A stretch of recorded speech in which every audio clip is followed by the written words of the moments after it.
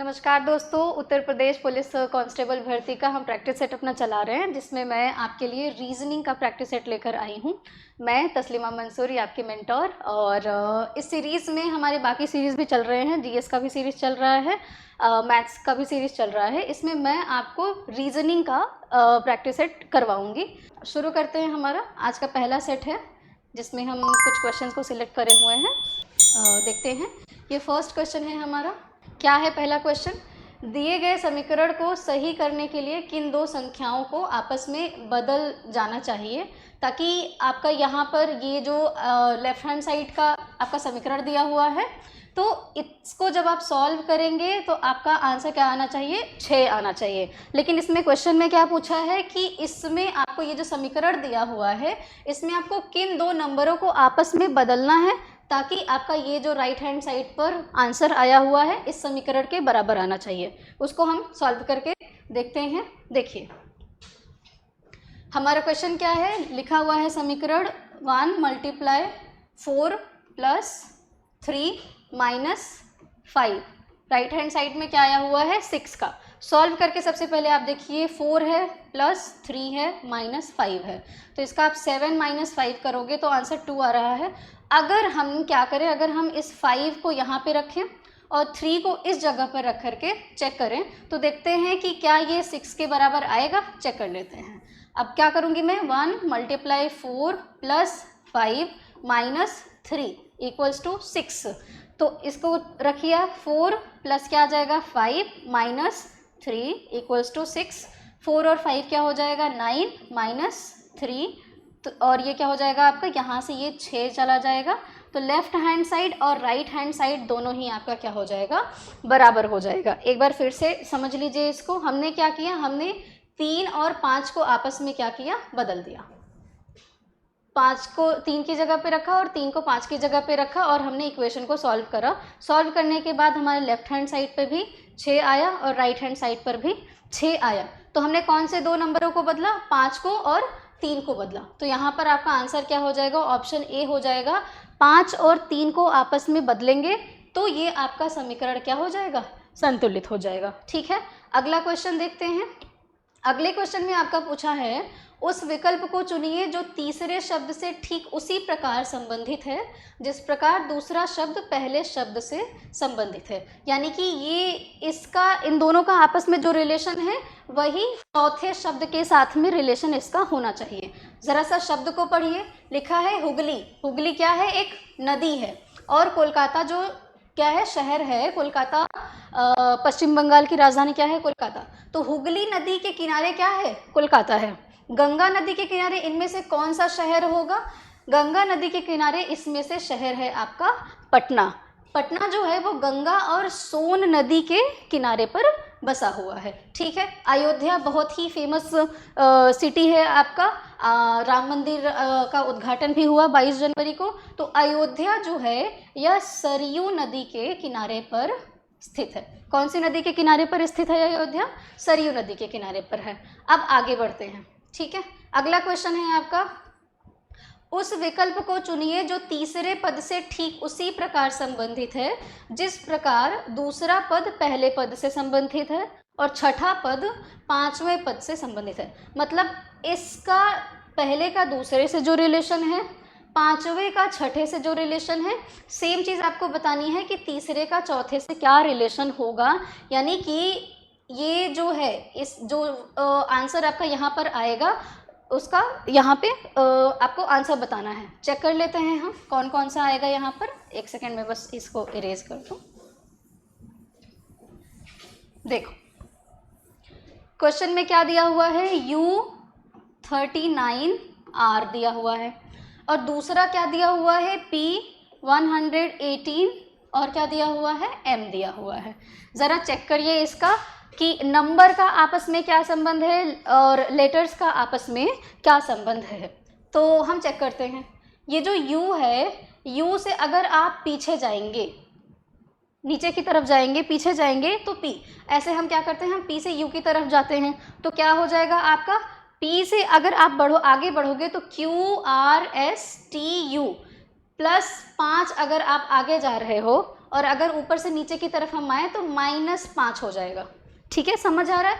मतलब P से U की तरफ जाओगे तो 5 अक्षर आगे जाओगे तो 5वें अक्षर पर आपका क्या आ जाएगा, U आ जाएगा। ठीक है, सो क्योंकि हम ऊपर से नीचे आ रहे हैं, क्योंकि ये आपका U से P की तरफ जा रहा है तो -5।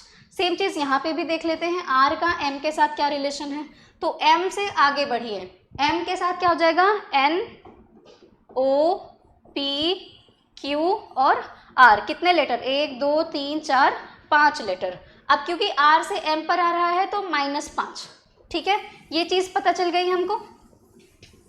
इसका भी -5 पीछे जा रहा है, ये भी -5 पीछे जा रहा है। अब इन दोनों का क्या आपस में रिलेशन है, 39 का अगर हम 39 का 3 से मल्टीप्लाई करें तो 39 का 3 से मल्टीप्लाई करने पर क्या आएगा, 3 9 जा 27 होता है, ये 2 आएगा, 3 3 का 9 हो जाता है, ये 11 आ जाएगा। अगर इसमें एक और जोड़ दिया जाए तो ये क्या हो जाएगा, 118। यानी कि 39 में 3 से हमने क्या करा, मल्टीप्लाई किया, 3 से गुणा किया और इसमें एक जोड़ दिया तो ये कितना आ गया, 118 आ गया। पहला वाला तो हमें समझ में आ गया कि अच्छा पहले वाले में ये रिलेशन है। ठीक है, लेटर जो है वो पीछे की तरफ जा रहा है, 5 लेटर पीछे जा रहा है, और जो आपका गणितीय समीकरण है 39 को 3 से गुणा करते हैं, एक उसमें जोड़ देंगे तो 118 आ जा रहा है। ये 5वां वाला भी हम चेक कर लेते हैं थोड़ा, 5वें का 6ठे से क्या संबंध है, तभी तो हम बता पाएंगे कि हाँ सीरीज जो है हमारा ये एक कंटिन्यूअस सीरीज में चल रहा है। ठीक है, G लिखा है, 72 है, K लिखा हुआ है, फिर क्या लिखा हुआ है, B लिखा हुआ है, 217 लिखा है और F लिखा है। आइए B से G की तरफ जाइए।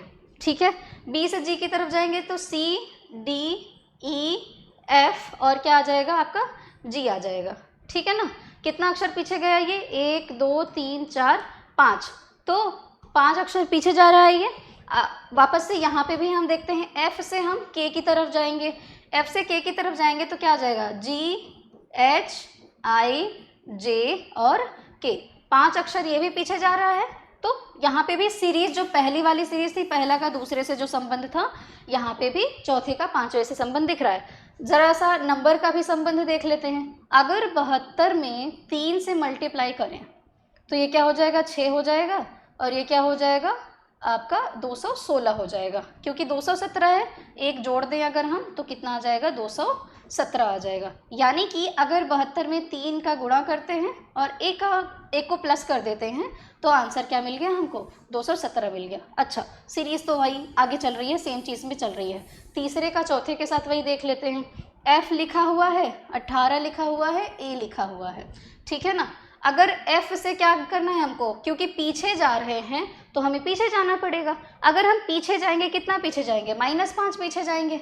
अगर -5 पीछे जाते हैं हम तो कितना आ जाएगा, ये आपका आ जाएगा E D C B और कितना आ जाएगा, A आ जाएगा। तो यहाँ पर कितना आ गया, A आ गया। ठीक है, अब 18 का मल्टीप्लाई कर लेते हैं, कितने में, 3 से मल्टीप्लाई करते हैं +1 कर देते हैं, तो 18 का मल्टीप्लाई कितना हो जाएगा, 54 आ जाएगा, +1 कर दिया तो कितना आ गया नंबर हमारा, 55 आ गया। ठीक है, ये हो गया आपका A और ये क्या हो गया आपका 55। A से हमें वापस क्या जाना है, -5 पीछे जाना है। -5 पीछे जाएंगे तो Z Y X W और क्या हो जाएगा, V, तो यहाँ पर आपका क्या आ जाएगा, V आ जाएगा। यानी कि ये A55V वाला जो संबंध है, इसके बाद क्या आ जाएगा, इसके बाद आएगा A55V आएगा। कैसे आया हमने यहाँ पर देख लिया है, डिस्कस कर लिया है। ठीक है, अगले क्वेश्चन पर चलते हैं। यानी कि आपका जो तीसरे का चौथे से संबंध है उसका ऑप्शन क्या हो जाएगा, ऑप्शन बी सही हो जाएगा। आगे आते हैं।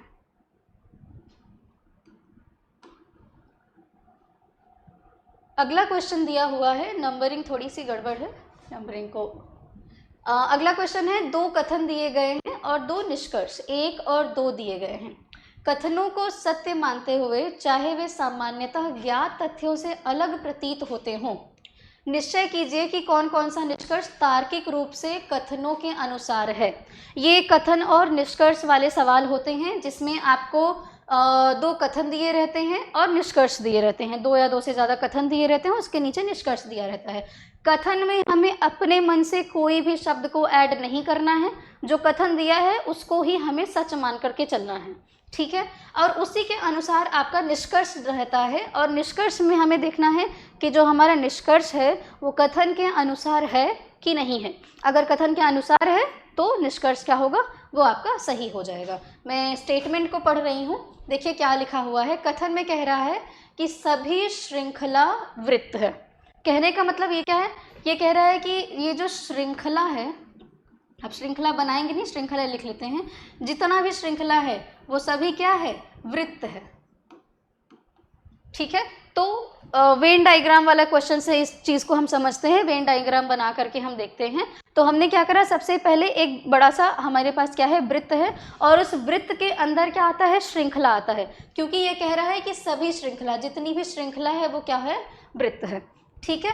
उसके बाद क्या कह रहा है, ये कोई श्रृंखला वर्ग नहीं है, मतलब जो ये वर्ग है इसका श्रृंखला से कोई संबंध नहीं है, लेकिन इसका वृत्त से कोई संबंध है कि नहीं, इसके बारे में हमें कोई जानकारी नहीं मिलती है। इसने दूसरे स्टेटमेंट में कहा कि जो वर्ग है आपका, इसका श्रृंखला से कोई संबंध नहीं है। आइए निष्कर्ष पढ़ते हैं। अब कह रहा है कुछ वृत्त वर्ग हैं।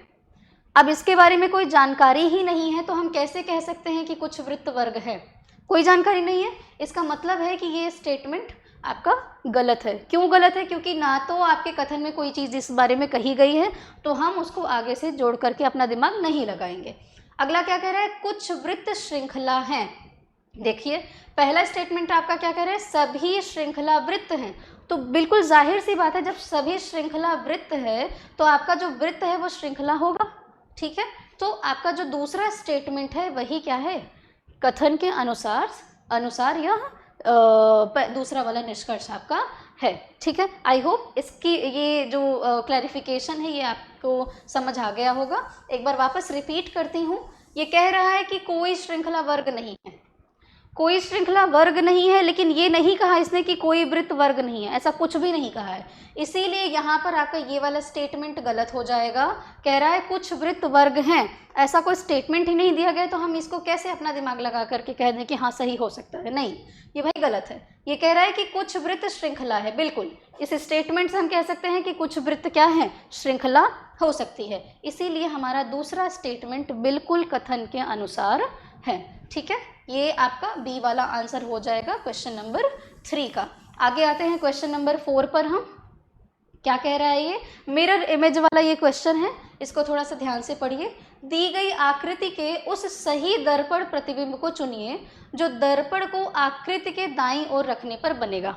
मिरर इमेज में आपको क्या करना पड़ता है, लेट्स से कि आपका कौन सा नंबर मैं लूँ, बी लेती हूँ। अब इसके सामने एक मिरर है, तो अब ये क्या हो जाएगा, ये उलट जाएगा, तो हमें मिरर में देखने पर भी कुछ इस तरह से दिखाई देगा, ठीक है। अब यही चीज़ हम यहाँ पे भी यही नियम लगाते हैं, एक होता है वाटर इमेज, एक होता है मिरर इमेज। अभी मिरर इमेज का दिया हुआ है, ये चीज़ हम यहाँ पे देखते हैं, ये बीच में आपका मिरर लगाया हुआ है और ये वाला इमेज मिरर के बाईं तरफ रखा हुआ है, और कह रहा है कि दाईं तरफ मिरर का इमेज किस तरीके से बनेगा। तो बनाते हैं, ये एक आपका बॉक्स है, अब इसका मुँह इस तरफ है, तो इसका मुँह किस तरफ हो जाएगा, आपका मुँह इसका इस तरफ हो जाएगा, पलट जाएगा, ठीक है। और ये आपके जो त्रिकोण हैं, ये क्योंकि ये उल्टे नहीं होंगे, वाटर इमेज होता तो उल्टा हो जाता, ये वैसे बन जाएगा। अब ये इसका झंडे का जो मुंह है ये इस तरफ से कैसा दिख रहा है, इसका तो दिख रहा है, लेकिन ये एस जो है यह भी तो पलटेगा। एस जो है ये इस तरीके से बना हुआ है, तो एस ऐसे बन जाएगा, ठीक है। एस आपका कुछ ऐसे बन जाएगा। अब एस को देखिए, ये एस सीधा है, ये भी एस सीधा है, ये दोनों एस उल्टे हैं, लेकिन इसमें इसका मुंह जो है ये बिल्कुल भी बदला नहीं है, तो ऑप्शन आपका क्या हो जाएगा, ऑप्शन डी आपका सही हो जाएगा। ये मिरर के नज़दीक की तरफ है, तो ये मिरर से दूर हो जाएगा, ठीक है। मिरर इमेज में क्वेश्चन को सॉल्व करने का सीधा सा आसान सा तरीका होता है, जो मिरर की दाईं तरफ चीज़ें दी हुई हैं वह मिरर के जो मिरर के बाईं तरफ चीज़ें दी हुई हैं वह मिरर के बाईं तरफ जाने पर, अगर मिरर के नज़दीक कोई चीज़ है, मिरर में नज़दीक दिखाई दे रही है, वो मिरर से दूर हो जाएगी। मिरर के ऊपर दिखाई दे रहा है तो नीचे दिखाई देगा, सामने है तो वो पीछे दिखाई देगा। ठीक है, इस तरीके से मिरर इमेज वाले क्वेश्चन को हम सॉल्व करते हैं। सो आपका आंसर क्या हो गया? आंसर आपका डी आंसर सही है। ठीक, आते हैं अगले क्वेश्चन पर। अगला क्वेश्चन हमारा कह रहा है, ये आपका ऑर्डर और रैंकिंग वाला क्वेश्चन है, जिसमें हम एक सेकेंड यहाँ पे रख देती हूँ, जिसमें हम ये देखते हैं कि कौन आगे बैठा है, कौन पीछे बैठा है, और हमें क्रम बताना पड़ता है। ऑर्डर और रैंकिंग वाला ये आपका क्वेश्चन है। ये कह रहा है कि एक परीक्षा भवन में 7 छात्र, कौन कौन से? अंकित, छोटू, जितिन, केजल, नीतू, पीयूष और सक्षम एक पंक्ति में उत्तर की ओर मुंह करके बैठे हैं, परंतु ज़रूरी नहीं कि वे इसी क्रम में बैठे हों। इन सब का क्रम जरूरी नहीं है कि अंकित के बाद छोटू, जितिन, केजल सभी एक जैसे ऐसे बैठे, नहीं, जरूरी नहीं है। अब यहाँ से आपका क्वेश्चन शुरू, ये आपको क्लू दे रहा है और इसी क्लू से हमें निकालना पड़ेगा अपना आंसर। ये क्या कह रहा है कि छोटू सक्षम के दाईं ओर से तीसरे स्थान पर है। तो मान लेते हैं कि सक्षम यहाँ है और सक्षम के 1 2 3 यहाँ पर है छोटू। ठीक है, एक सेकेंड, ये है सक्षम, सक्षम से तीसरे स्थान पर कौन है? छोटू है। ठीक है, अब आगे आइए। उसके बाद ये क्या कह रहा है? अंकित और पीयूष छोटू के निकटतम पड़ोसी हैं। तो जो अंकित और पीयूष हैं वो छोटू के क्या हैं? निकटतम पड़ोसी हैं। मतलब या तो अंकित और पीयूष यहाँ होंगे या इस तरफ होंगे, ऐसा हम मान के चलते हैं। अभी हम अंकित और पीयूष का क्या पोजीशन है उसको हम नहीं बिठाएंगे। ठीक है, उसके बाद पीयूष और सक्षम के बीच 2 से अधिक छात्र बैठे हुए हैं। सक्षम तो बाईं तरफ है, तो मान लेते हैं कि कहीं यहाँ पर कितने बच्चे हैं? सबसे पहले हम लाइनिंग बना लेते हैं। 1 2 3 4 5 6 और 7, तो 1 3 7 हो गए हैं। मान लेते हैं कि पीयूष जो है वो यहाँ पे कहीं है और जिसके बीच में 2 से अधिक छात्र बैठे हुए हैं। 2 से अधिक छात्र, तो हम पीयूष को कहीं पे यहाँ पे बिठा देते हैं।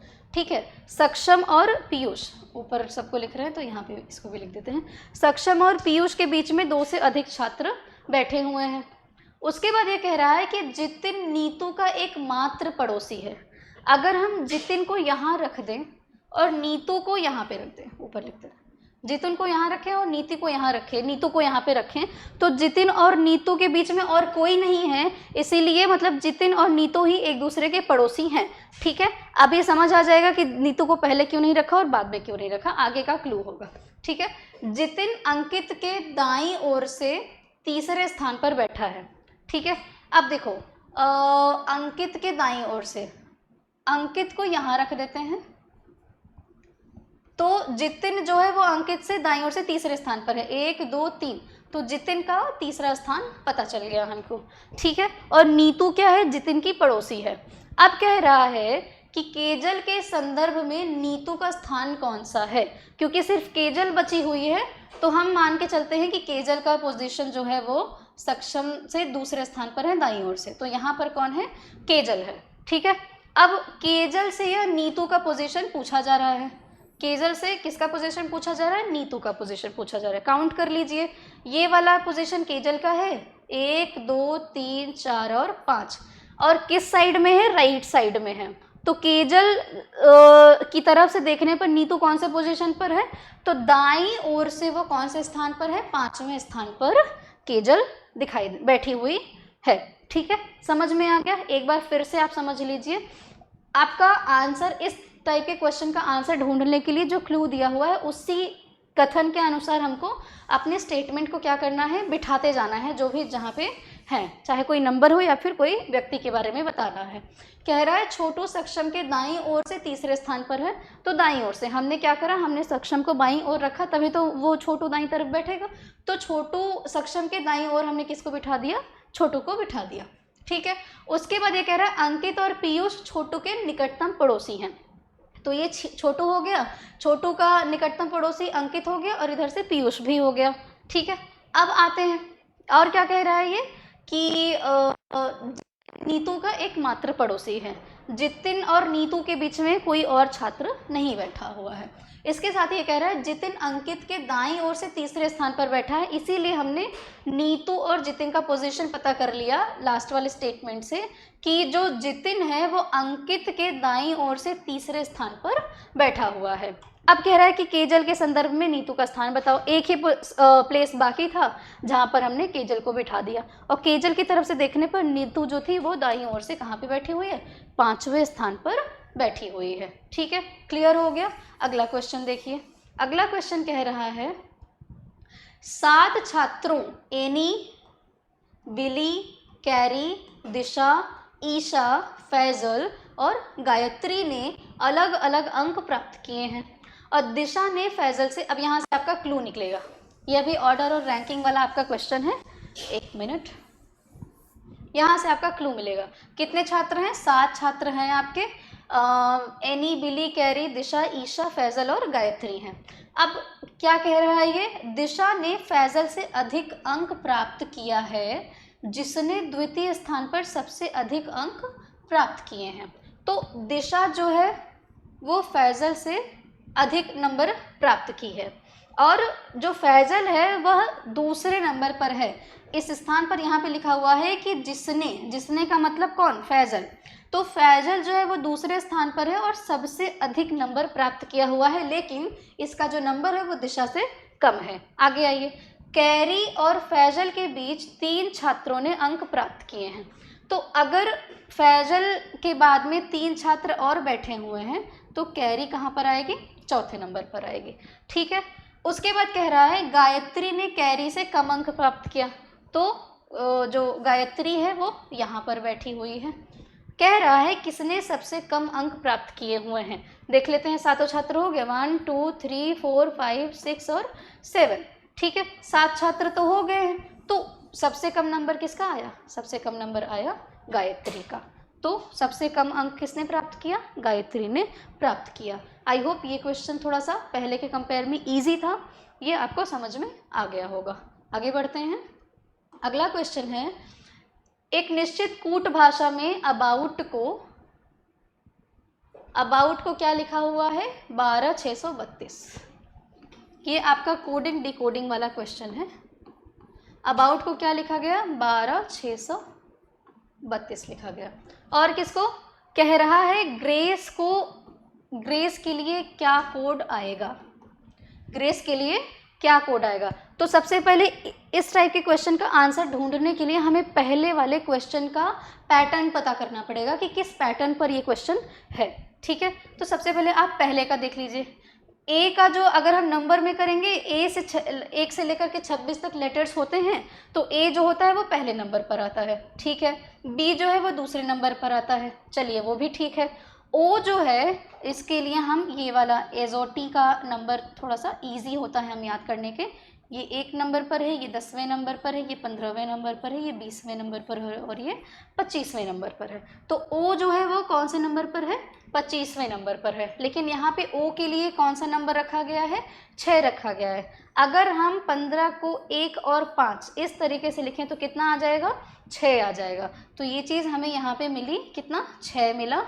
15 को हमने क्या करा? 1 और 5 में तोड़ करके इन दोनों को आपस में ऐड कर दिया तो 6 मिला। यू का भी चेक कर लेते हैं। अब ओ से अगर आप आगे की तरफ जाओगे, टी से, टी के बाद क्या आता है? यू आता है। टी के बाद यू आएगा, तो यू जो है वो 21वें नंबर पर है। 21वें नंबर पर है तो ये क्या होगा? अगर 2 और 1 को जोड़ लें तो कितना आ जाएगा? 3 आ जाएगा। 3 यू के लिए है। टी का भी देख लेते हैं। टी जो है वो 20 नंबर पर है, तो 20 को अगर हम 2 और 0 को जोड़ेंगे तो कितना आ जाएगा? 2 आ जाएगा। ठीक है, सेम पैटर्न हम अपने जो हमारा ये वर्ड दिया गया है उसमें लगाएंगे और चेक करते हैं कि क्या हमारा कोड सही है कि नहीं सही है।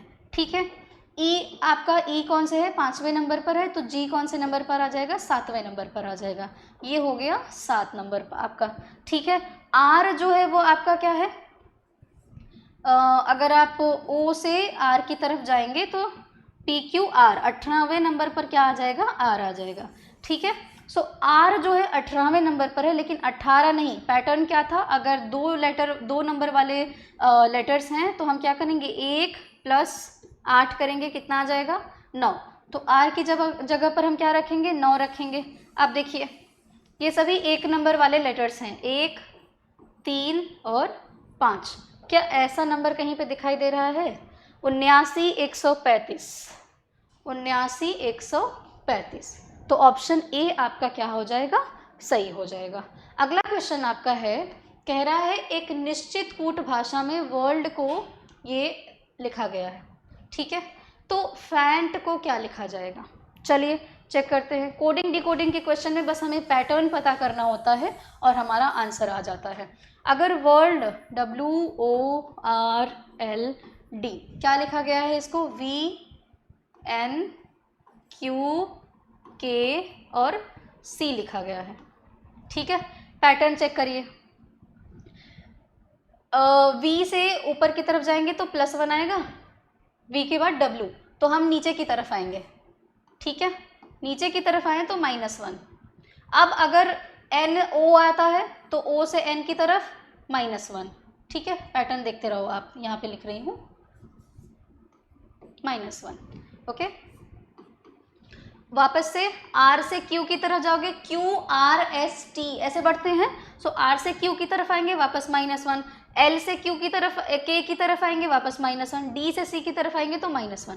पैटर्न पता चल गया।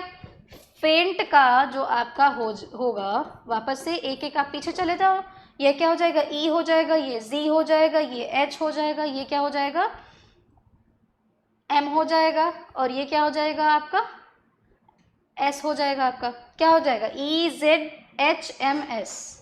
कहीं दिख रहा है ये EZHMS, ये है आपका आंसर, ऑप्शन ए, ठीक है। आगे आइए। दी गई श्रृंखला में निम्नलिखित में से कौन सा अक्षर समूह प्रश्न चिन्ह के स्थान पर आएगा? कोडिंग और डिकोडिंग का क्वेश्चन है। वापस से हमें क्या ढूंढना है, पैटर्न ढूंढना है कि इसका आंसर क्या होगा। क्या लिखा हुआ है आपका, लिखा हुआ है TX, फिर क्या लिखा हुआ है XB, फिर क्या लिखा हुआ है BF, उसके बाद क्या लिखा हुआ है FG। देखो अगर हम ये पहले वाले से और दूसरे वाले का दूसरे वाले से देखें, ठीक है, तो T से X की तरफ आप अगर जाओगे तो T से UVWX +4 हम गए, प्लस 4 लेटर हम आगे गए तो क्या मिला हमें, X मिला। X से B की तरफ अगर आप जाओगे तो आपको क्या मिलेगा, आगे की तरफ बढ़ो, सो X से B की तरफ X हो जाएगा YZAB, तो +4 यहाँ पर भी जा रहा है। अब चेक करते हैं, ये दूसरा नंबर है तो ये इसका पैटर्न इससे चेक करते हैं और पहले वाले का पैटर्न इससे चेक करते हैं। चेक कर लें, देखो X से B की तरफ जाओगे तो क्या मिलेगा, +4 आगे बढ़ेगा। अब B से F की तरफ जाओगे तो CDEF +4 आगे बढ़ा, ठीक है।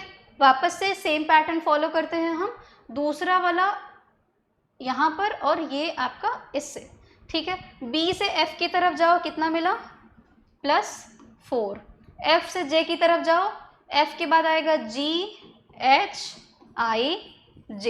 +4, तो यहाँ से क्या मिला, एक सेकेंड, यहाँ से क्या मिला, +4 आपका मिला। आगे बढ़िए, आगे बढ़ेंगे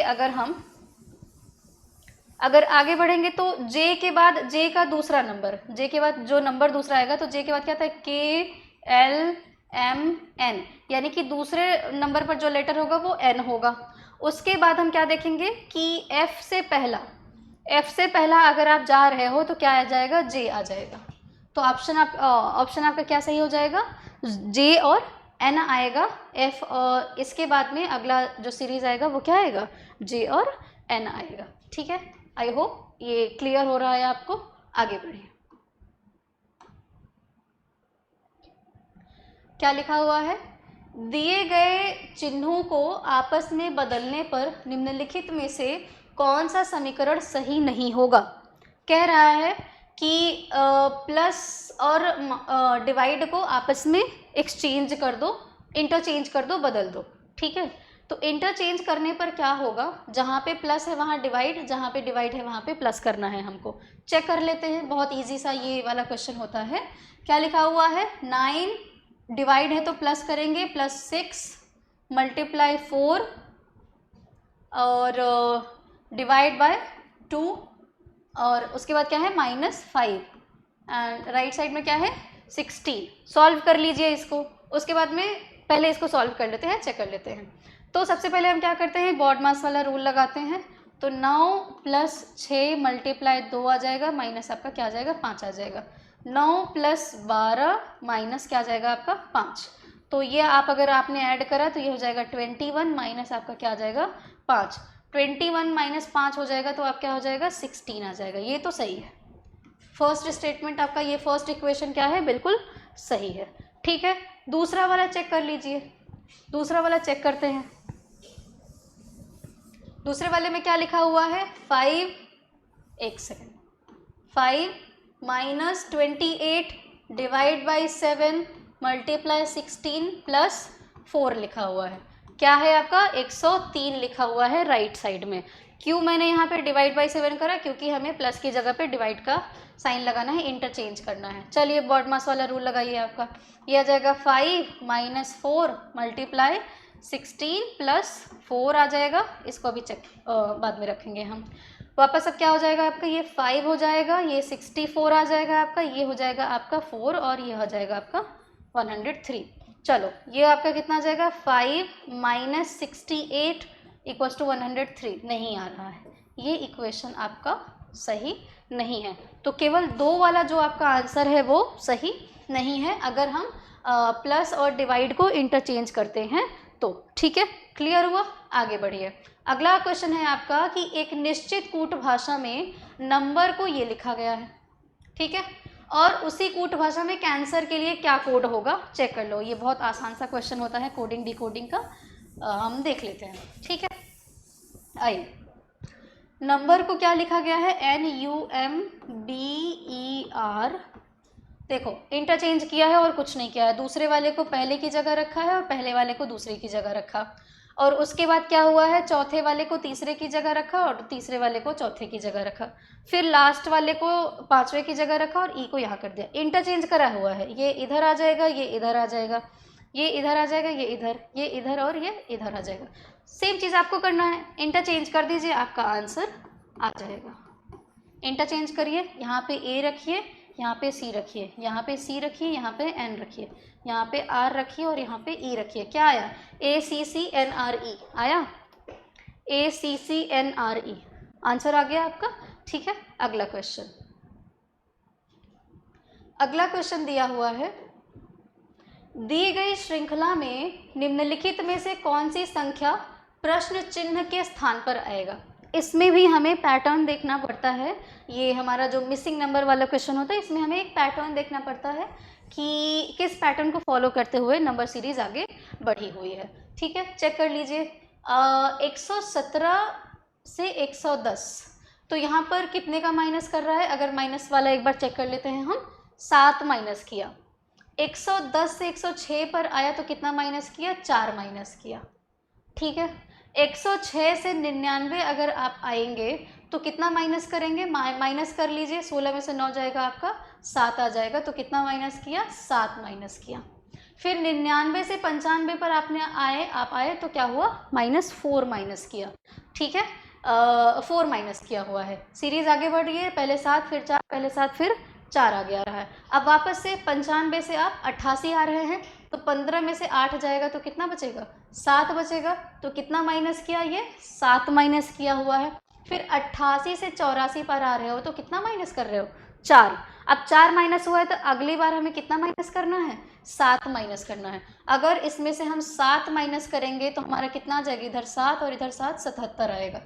आंसर क्या हो जाएगा आपका, ऑप्शन डी आंसर होगा। ठीक है, क्लियर हुआ, पैटर्न देख लीजिए, ये एक नंबर से दूसरे नंबर पर 7 और 4 को माइनस करते हुए नंबर सीरीज आगे बढ़ रही है। अगला क्वेश्चन है, दी गई श्रृंखला में निम्नलिखित में से कौन सी संख्या प्रश्न चिन्ह के स्थान पर आएगी। यहाँ पर कौन सा नंबर आएगा, नंबर सीरीज वाला क्वेश्चन है आपका। आगे देखिए क्या कह रहा है ये, 63 से 67 गया, तो 63 से 67 गया तो ये कितना जुड़ा आपका, +4 जुड़ा, ठीक है, +4 जुड़ा। अब 67 से 75 गया है तो कितना जुड़ रहा है, माइनस कर दीजिए इसमें से, तो ये 15 में से 7 जाएगा तो ये 8 बचेगा। यहाँ पर कितना जुड़ रहा है, 8, यहाँ पे कितना जुड़ा, +8 जुड़ा, ठीक है। 75 से 87 जा रहा है तो कितना जुड़ रहा है, तो यहाँ पर ये 12, कितना हो जाएगा, 12 + 12, हमें 4 का मल्टीपल दिख रहा है, 4 दूना 8, 4 तियाँ 12। अब इसका मतलब है कि 4 चौक 16 करेंगे तो यहाँ पे 103 आएगा। अगर 16 हमने किया, 87 में 16 जोड़ दो आप, पता चल जाएगा, 7 6 13 होता है, 8 1 9 1 10 होता है, यानी कि ये आपके 4 के मल्टीपल में ये नंबर सीरीज आगे बढ़ रही है। यहाँ पे आपने कितना करा, 16 + 16 ऐड किया। इसका मतलब है कि आगे अगर हम 103 में हम क्या करेंगे, 20 ऐड करेंगे तो हमारा जो नंबर है वो आ जाएगा, यहाँ पे 3, यहाँ पे 2, ये 123 आएगा। तो अगला नंबर आपका कितना आ जाएगा, 123 आएगा, क्योंकि जो ये नंबर सीरीज आगे बढ़ रही है 4 के मल्टीपल में नंबर सीरीज आगे बढ़ रही है। पहले नंबर में 4 ऐड किया, फिर दूसरे में 8 ऐड किया, तीसरे में 12, चौथे में 16, पाँचवें में 20 ऐड किया, तो हमें नंबर मिल गया, ठीक है। आगे आइए, अगला क्वेश्चन है आपका मिरर इमेज वाला क्वेश्चन है, आई थिंक, नहीं ये पेपर फोल्डिंग वाला क्वेश्चन है। क्या कह रहा है ये, उस विकल्प आकृति को चुनिए जिसमें दी गई आकृति, यानी कि ये जो क्वेश्चन वाला आकृति है आपका, उसके भाग के रूप में निहित है।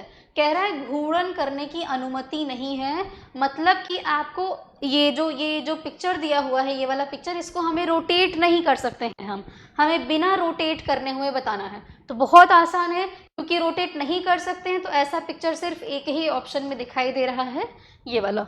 तो ऑप्शन बी आपका क्या हो जाएगा, आंसर हो जाएगा, क्योंकि ये वाला इसका भाग हमें इसी वाले ऑप्शन में दिखाई दे रहा है। आगे आइए, अगला है क्वेश्चन नंबर 20 में क्या कह रहा है कि सेम क्वेश्चन, कौन सी उत्तर आकृति प्रश्न आकृति में दी गए पैटर्न को पूरा करती है। चलिए पैटर्न को मिला लेते हैं हम थोड़ा सा। यहाँ पर ये दिख रहा है, इसका मतलब है इस तरफ कुछ ऐसे आएगा, ठीक है।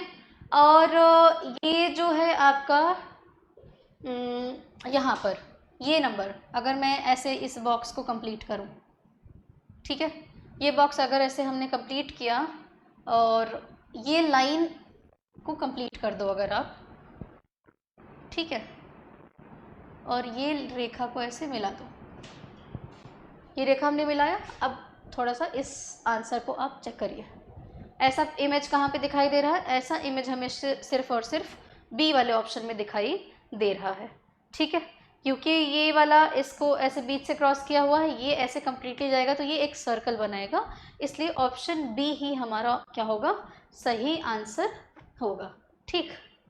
अब ये जो है यहाँ पे ये देखो, क्योंकि ये लाइन टच नहीं कर रही है तो ये वाला जो सर्कल होगा ये भी इसमें टच नहीं कर रहा है, जबकि ये वाला जो इमेज है इस लाइन में टच कर रहा है। बाकी ऐसा ये लाइन अधूरी गई है और ये वाला भी इमेज आपका, क्योंकि ये इमेज सर्कल काफ़ी बड़ा हो जा रहा है, इस वजह से ये ऑप्शन बी आपका आंसर क्या हो जाएगा, सही हो जाएगा, ठीक।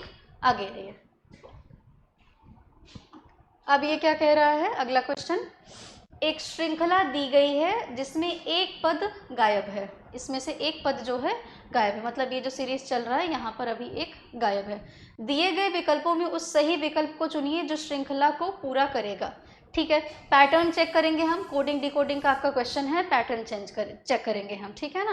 पैटर्न देख लीजिए क्या है, लिखा हुआ है LAGB, ठीक है। दूसरा ये कैसे आगे बढ़ रहा है, अगर हम नीचे इसके लिखें NDIE लिखा हुआ है, ठीक है।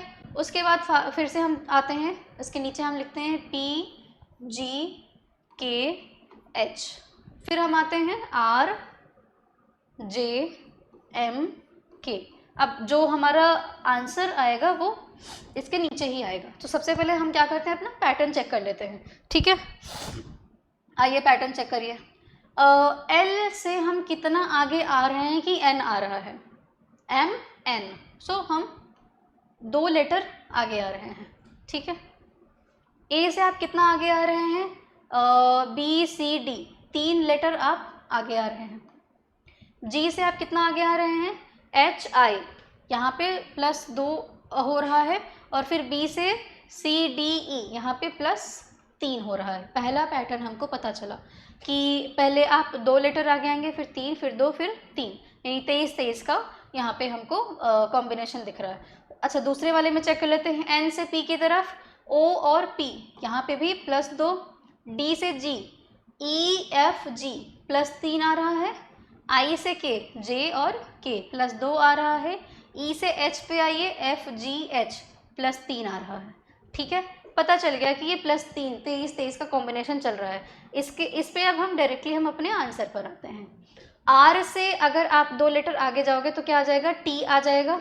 जे से 3 लेटर आगे जाओगे, के एल एम, कितना आ जाएगा, एम आ गया। एम से 2 लेटर आगे जाओगे तो एन ओ आ जाएगा, और के से 3 जाओगे तो एल एम एन आ जाएगा आपका। तो आप ऑप्शन में चेक करिए, टी एम ओ एन है कहीं, टी एम ओ एन, ये है ऑप्शन डी आपका आंसर होगा।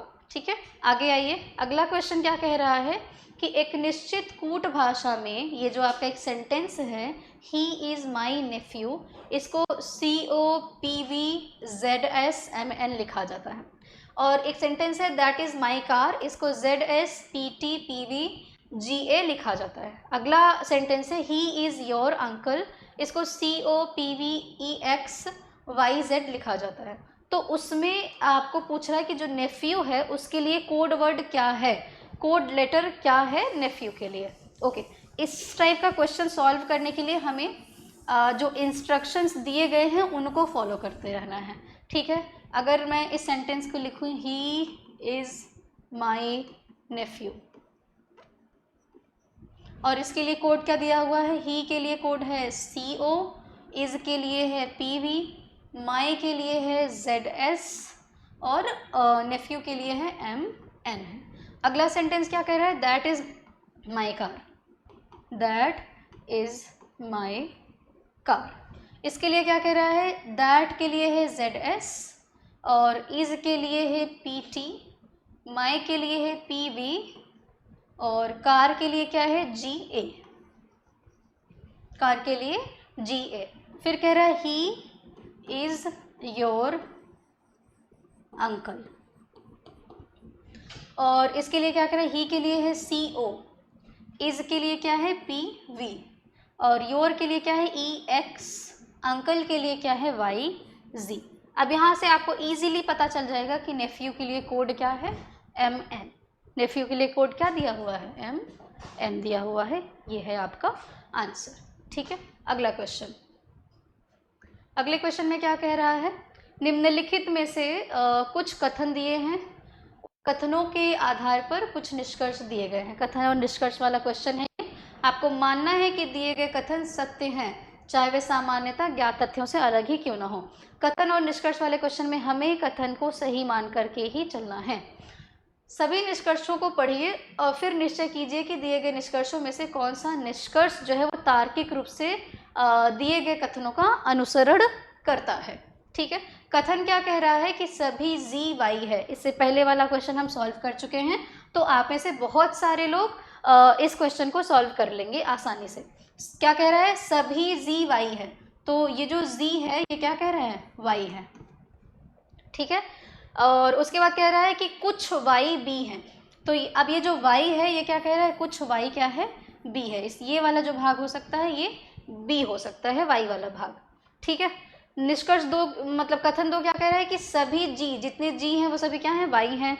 कुछ वाई क्या कह रहा है, बी है। ठीक है, ये इस तरीके से आपका एक वेन डायग्राम बना। आगे हम निष्कर्ष में क्या पढ़ रहे हैं कि कुछ बी जी नहीं है, कुछ बी जी नहीं है।